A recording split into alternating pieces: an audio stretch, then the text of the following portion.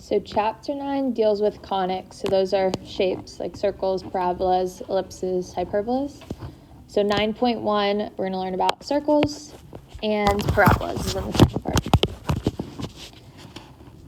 So the definition of a circle is the set of all points x and y in a plane that are equidistant from a fixed point, which is hk, the center of the circle.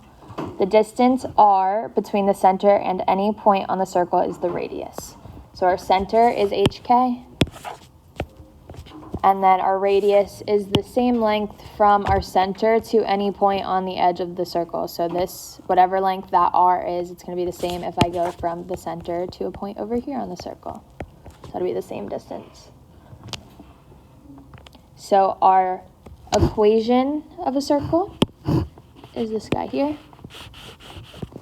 It's x minus h squared plus y minus k squared is equal to r squared. So our center is hk, so that goes right into our equation. And then r, we have to square it. Let me put it in our equation.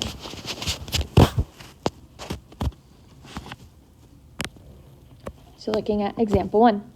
The point 1, 4 is on the circle whose center is at -2, -3 as shown in figure 9.4. Write the standard form of the equation of the circle. So our equation of a circle is x minus h squared plus y minus k squared is equal to r squared. So I really only need to know hk and r to find my equation of the circle. Do I know any of those right now? What do I have? I have h and k. So h and k come from the center of the circle, so this is h comma k. So I'm going to plug those in first. So I have x minus h, which minus -2 becomes plus 2 squared, plus y minus -3 would become plus 3 squared. So really all I need to know now is my r. How do you think I can find r?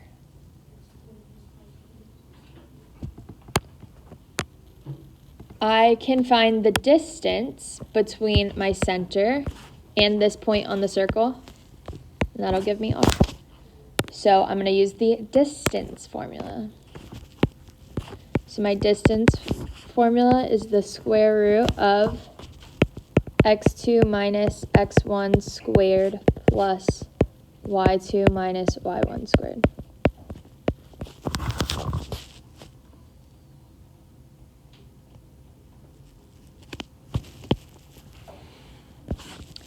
So I'm going to call my first point here x1, y1. My second point will be x2, y2. So I'm going to plug those in. So -2 minus 1 squared plus -3 minus 4 squared. So -2 minus 1 would be -3, and -3 squared is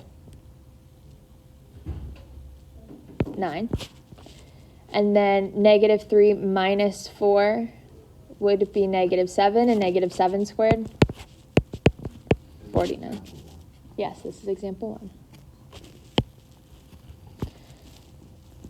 So what is 9 plus 49? 58. Can I simplify the square root of 58? No, and I also actually don't have to because this is r. And what goes into my equation here? R squared. So what is r squared? If I square both sides, it would just be 58. So 58 goes into my equation. Yes. Another way that we can solve this, so I'm going to do it on this side here. So I had x plus 2 squared, but what is an x on my circle? 1. I can use this point, so I'm going to plug that point in for x and y. So it'll be 1 plus 2 squared plus y plus 3, so 4 plus 3 squared is equal to r squared. So I can just solve this and that'll give me r squared. So 1 plus 2 squared, this would be 3 squared, which is 9. 4 plus 3 is 7. 7 squared, which is 49. So that gives me 58, which would go here. So same thing. You can either plug in your point right into your x and y, and that'll give you your r squared, or you can find the distance to find your radius and then just square it.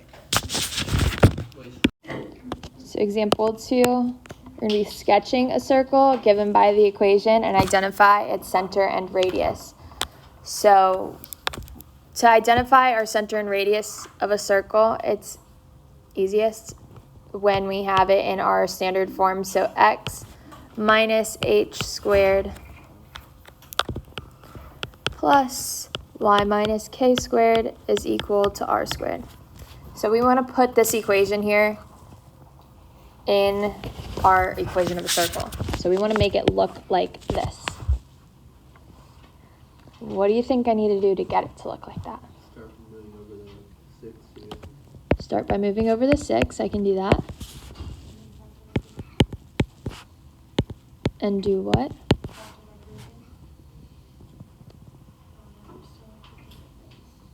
If I factored by grouping, like I would group the x's. Right, we would take the x out, which doesn't help us look like that. We're going to be completing the square. So I group my x's together. So I have x squared minus 6x. I'm going to leave a space here because that'll be where I complete the square. And then I'm going to group my y's together. So y squared minus 2y. And I'll leave a space there, and that equals negative 6. Does anybody remember what the formula is to complete the square? B over 2 squared. Yes. So in this spot here, I'm going to have b over 2 squared. What is my b? Negative 6. It's that middle number. And negative 6 over 2 is negative 3. So here I'm adding negative 3 squared, which is 9. I just pulled this number out of nowhere. I'm adding 9 to the left side of the equation. So what do I have to do also? Add it to the right side also, just keep my equation balanced. And then what would go into my parentheses here?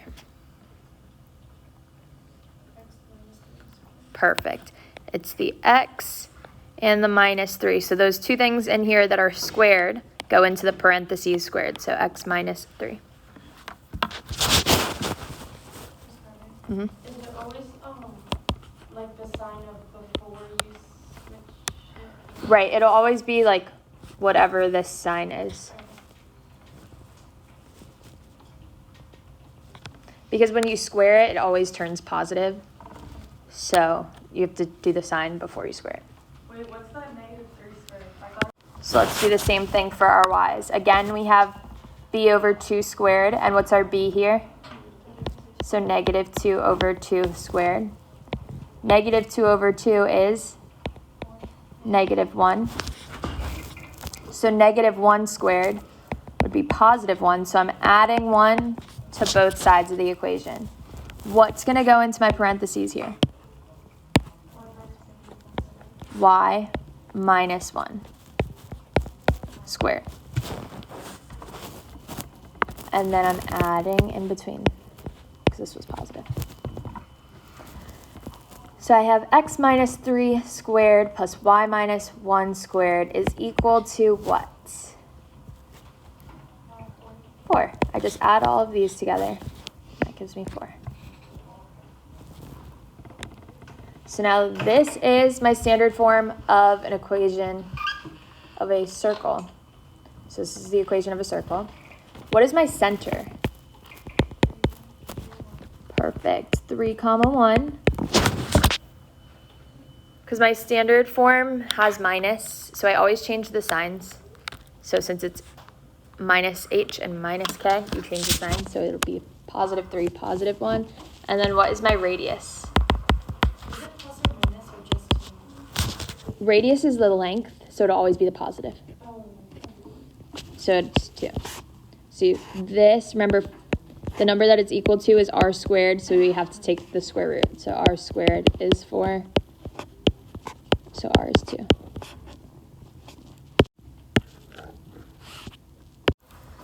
So our center is 3, 1. We would go to the right 3, up to positive 1, there. And then our radius is 2. So I always go left, right, up, and down, like all 4 directions. So I would go 2 to the right, 2 up, 2 to the left, and 2 down, and then just connect all the dots. Good questions. Everybody good with that one? All right, example 3. We have to find the x and y intercepts of the graph of a circle given by the equation. How do I find an x-intercept? Awesome, plug 0 in for y. So my equation stays the same, but I just plug 0 in for y, and then I'm going to have to solve for x.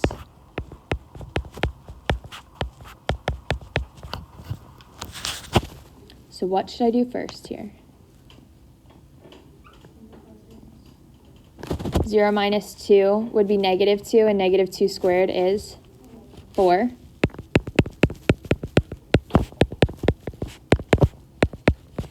What else can I do? Subtract the 4.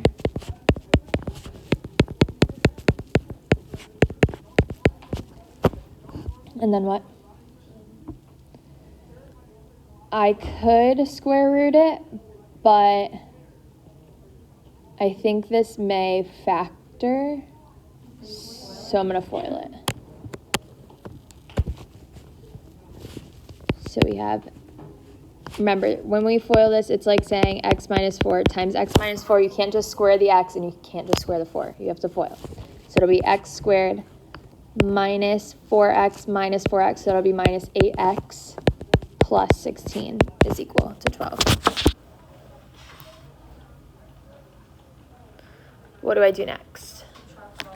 Subtract 12.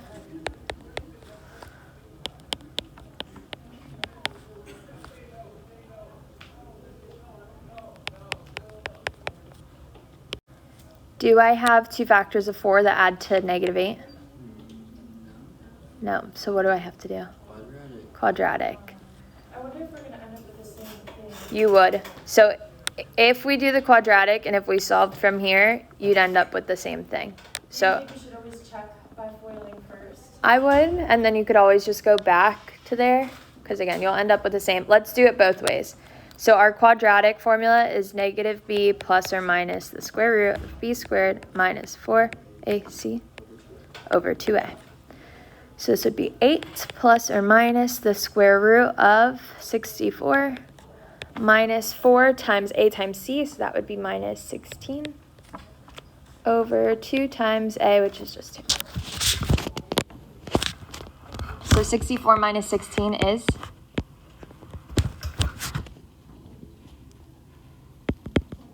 48. Can I simplify the square root of 48? 4 and 12, and then 12 breaks down into 4 and 3. So I have a group of 4s that'll come out. So this is 8 plus or minus 4 times the square root of 3 over 2. And then can I simplify this? Yeah, everything's divisible by 2, so I can divide all 3 terms by 2. So it'll be 4 plus or minus 2 square root 3.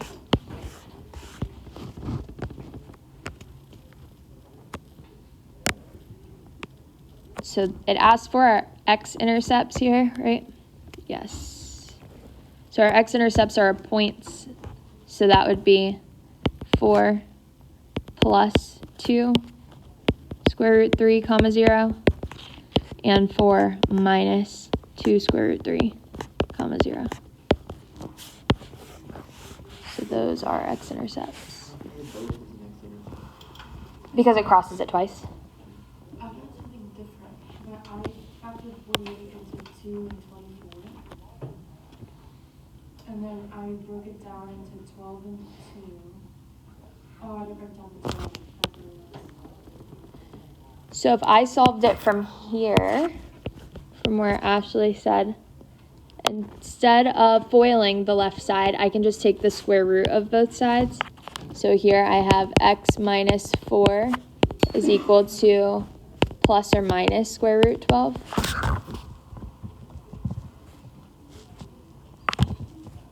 What would I do next? I can break down the 12. So I have 4 and 3.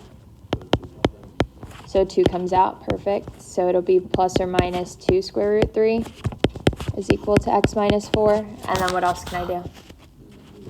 Add the 4.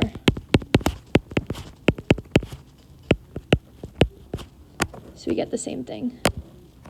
So if you're using add y, it'd probably just be easier to plug in 0 for x, right? Instead of you get like. So remember, these are our or our x-intercepts. They're points. You can write it as the same point. So if you want to do 4 plus or minus 2 square root 3 comma 0, that works too. I don't know what WebAssign will make you do. I think it has you put it in 2 different times. But. All right, let's find our y-intercept. So how do I find the y-intercept? Plug in 0 for x. So we have 0 minus 4 squared plus y minus 2 squared is equal to 16. What should I do first?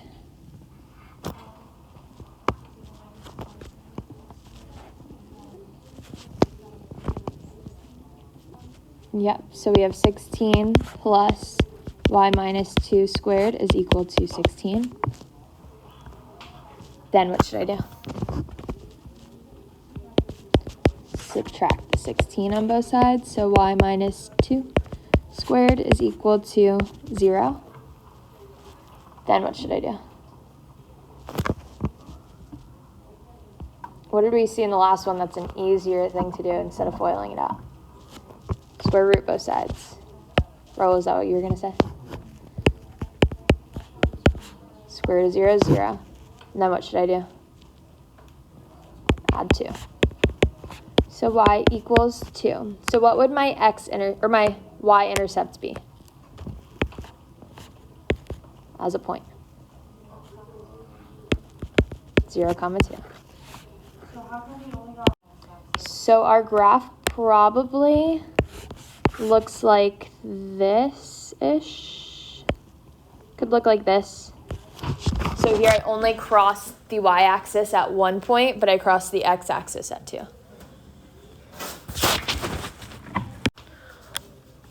What do you think would happen if I did the quadratic formula and got like an I on the inside, a negative number?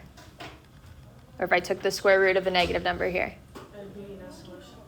So we wouldn't have. So then it wouldn't cross at that. We wouldn't have an x-intercept, let's say, if we had it for the x. So if you get an I or an imaginary number somewhere along the way, then there's no intercept at that point. So the standard form of the equation of a parabola is going to be one of these two. Our x is squared if it opens up or down. Our y is squared if it opens sideways, so if it opens to the left or right.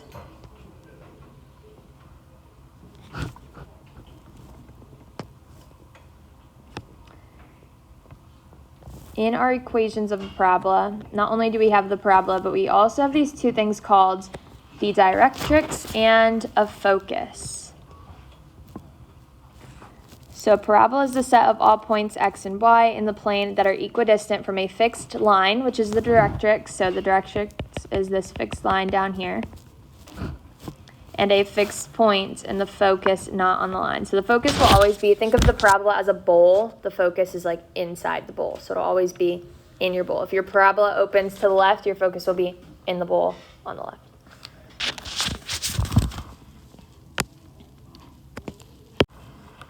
But the vertex here is the midpoint between the focus and the directrix. So if the focus is like 2 points above the vertex, so let's say that was 2 spaces away, the directrix would also be 2 spaces away, but below. So those are always equidistant from the vertex. So down at the bottom here, we have 4 examples of graphs. So if it opens up, down, right, or left. Here we also have our equations for the focus and the directrix. So the most important parts, I would say, would be this. So our focus formula, or our focus point, not really a formula, is h comma k plus p. And p is in our equation here.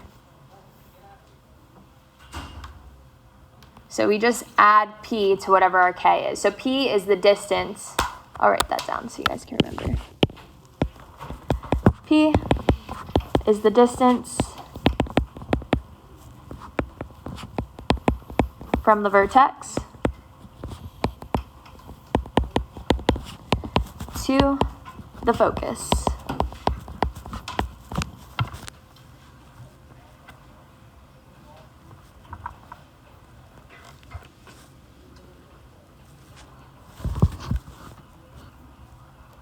So it doesn't matter which direction it opens, P is always the distance from the vertex to the focus.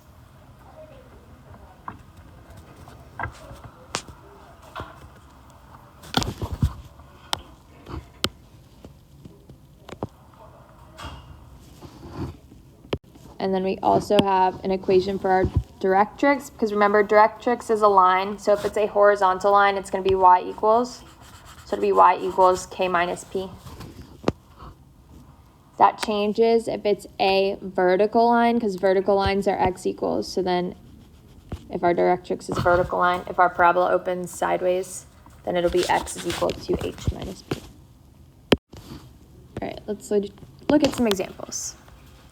So example 4, find the standard equation of a parabola with the vertex at the origin and the focus at 0, 4. So if let's say it didn't give us this picture here. If our parabola had the vertex at the origin and the focus was at 0, 4, so I stay at 0, go up 4. Remember, our parabola has to be a bowl that holds the focus. So is my parabola going to open up, down, left, or right? It opens up because it has to hold that focus in the bowl. So what's going to be squared in my equation for the parabola? Am I going to use the x squared one or the y squared one? So I'm going to use the equation x minus h squared is equal to 4p times y minus k.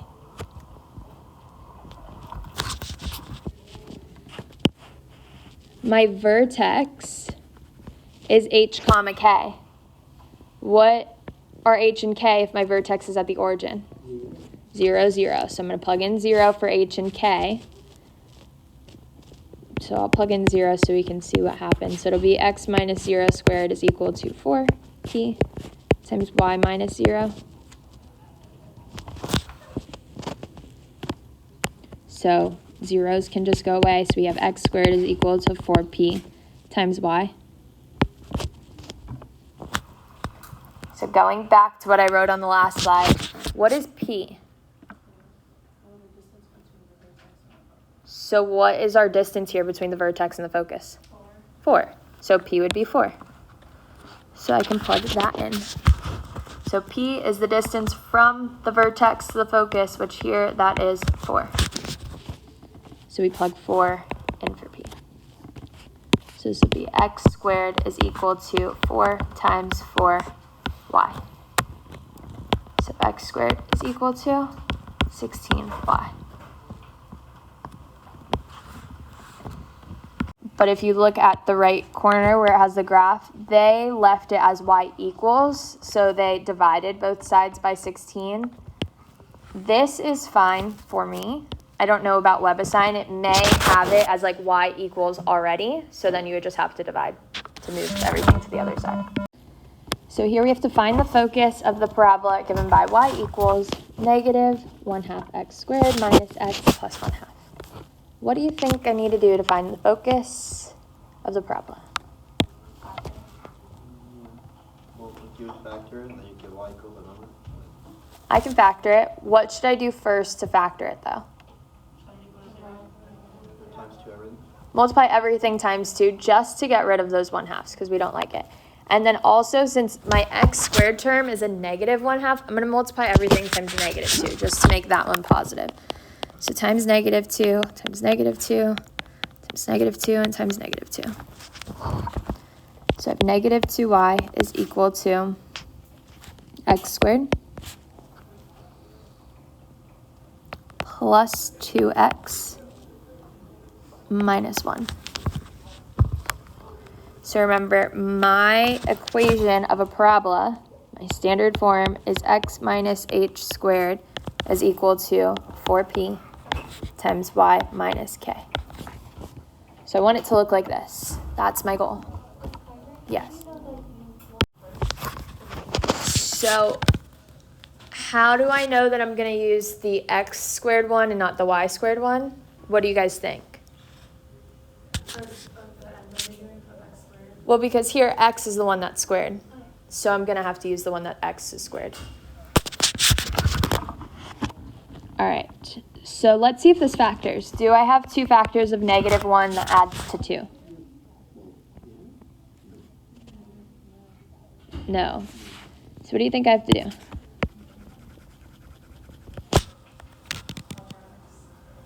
I'm not solving for x here because I have x and y. I want it to look like this. Complete the square again. So what should I do first to complete the square? Add the 1 to the other side. So negative 2y plus 1 is equal to x squared plus 2x. And then I'm going to leave a space because I'm going to complete the square. What's the formula I use to complete the square? B over 2 squared. And what's my b here? So 2 over 2 squared. 2 over 2 is 1. And 1 squared is 1. So I'm adding 1 on the right side. What do I have to do on the left side also? Add 1. And then in my parentheses squared, what's going to go inside?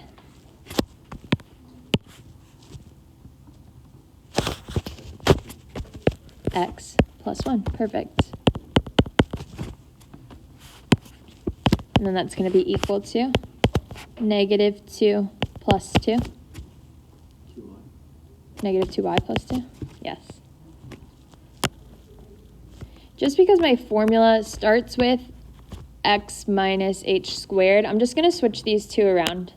I'm going to make it x plus 1 squared is equal to negative 2y plus 2.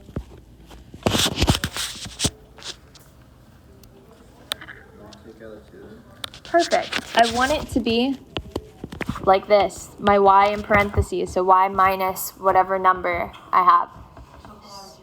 So I'm going to take out a GCF, which is negative 2. So I'm going to divide out that negative 2, and then I'm left with y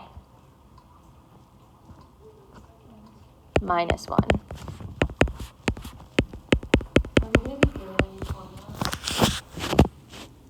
Most likely no. And then from here, this is my standard form. Done. This is my equation. But the question asks me for the focus of the parabola. How do I find the focus? I use the p. So whatever is out front is 4p. So this number, negative 2, is 4p. So I want to find what that p is. So how do I find p? Divide by 4. So p is equal to negative 1/2. So I found p, but remember p is the distance from the focus to the vertex. So where is my vertex?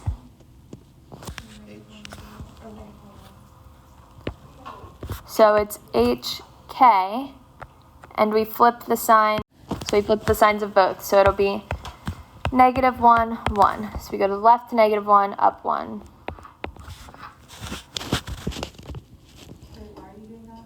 Because I have to find my point for the focus. So I know P is the distance from the vertex to the focus, but I have to find what that point is.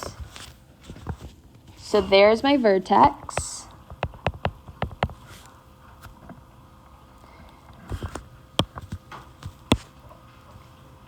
If my p is negative 1/2, which direction from my vertex am I going to go? Down, because it's negative. So I'm going to go down 1/2. So it'll be right there. So what is that point?